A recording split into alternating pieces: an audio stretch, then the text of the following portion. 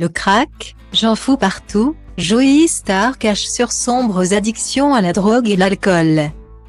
Souvent catégorisé comme un personnage sulfureux, Joey Starr a effectivement vécu quelques périodes assez sombres par le passé. Notamment en ce qui concerne son rapport à la drogue. Si sa consommation de ces substances ne lui ont jamais réellement causé de problème dans sa vie. C'est davantage ce qu'il y a autour qui lui a presque été fatal.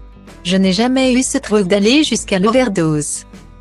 Mais en revanche, c'est les à côté qui ont failli me tuer, a-t-il notamment expliqué à Cœur en Rose dans son podcast Contradiction. L'ancien rappeur de NTM s'est alors souvenu de ce jour où il a eu des hallucinations en voyant son frère et sa propre tête changer de couleur à vue d'œil. Je prends un truc pour dormir, j'ai surdosé. Ils ont appelé les pompiers. S'est-il souvenu? Il s'est ensuite qualifié comme un très mauvais toxicomane. Avant de donner un exemple, pour le crack, quand il faut cuisiner le truc, j'en fous partout. J'ai juste envie de faire mon truc. Il se juge donc incapable de prendre un livre et de faire la recette de bout en bout. Comme en cuisine. À noter qu'il est également un grand consommateur d'alcool. Mais qu'en est-il alors de son rapport à la sobriété? Il n'en a, en réalité, pas envie. A-t-il déjà tenté de s'affranchir de ses addictions? Oui, en réalisant des cures de désintoxication. Mais il les gâchait en ne respectant pas les règles. Il s'en allait pendant quelques jours. Avant d'y retourner.